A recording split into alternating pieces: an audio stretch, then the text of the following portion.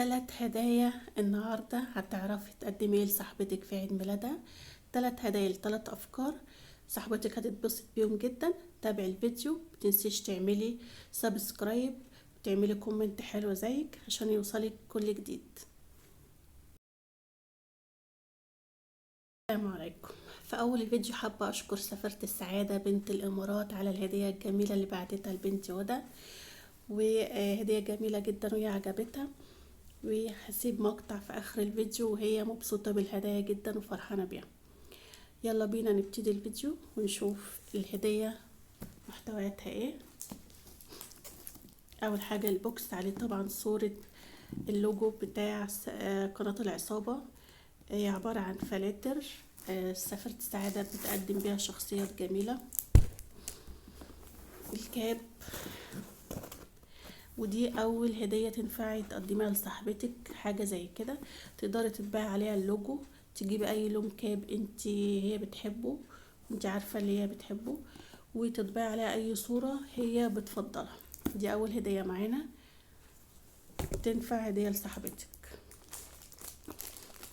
تاني هدية بعتها سفيرة السعادة الاكسسوار البناتي، جميل جدا وعجب هدى. تاني حاجة معايا تنفع هدية لصاحبتك والسفيرة بعتها لبنتي، اللي هي الشنطة ديت، شنطة تقدري تجيبيها من اي مكان وتقدري تطبعي عليها زي ما هو مطبوع كده اي صورة هي بتحبها صديقتك او صاحبتك هتقدميها هدية، او حتى مامتك تقدري برضه تطبعي عليها اي صورة هي بتحبها من ناحيتين او ناحية واحدة زي كده. ده لوجو قناة على اليوتيوب.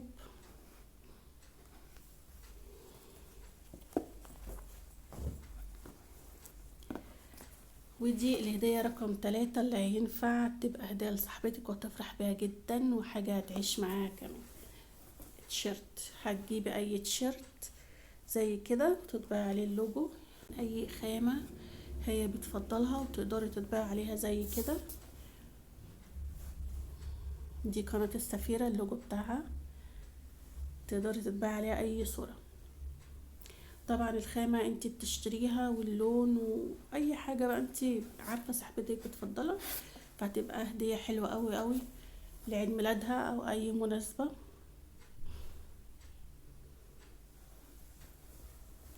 ودي كانت معانا محتويات الهدية من بنت الامارات، هدية جميلة وفرحنا بيها جدا، وفي نفس الوقت عرفتك على هدايا تنفع تجيبيها لصاحبتك او تعمليها لصاحبتك او اي اختك الصغيرة او مامتك او اي حد، تكون هدية جميلة. وانتي عشان انتي محتارة طبعا العيد ميلاد، يعني في ناس كتيرة بتحتار في تقدم ايه او كده، زي ما وريتك هتقدري تتباع على اي حاجة هي بتحبها. ما تنسوش تعملوا اللايك لو وصلت معايا لحد هنا. كده لبست التيشيرت وهلبس الشنطة عشان اوريكم بقى الشكل النهائي، وهي الكاب كده استنوا نضيقه شوية.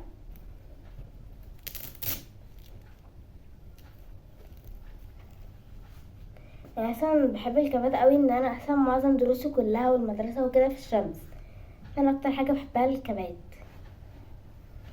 اهو ده التيشيرت ودي الشنطة، بجد شكلهم روعة وحلوة قوي.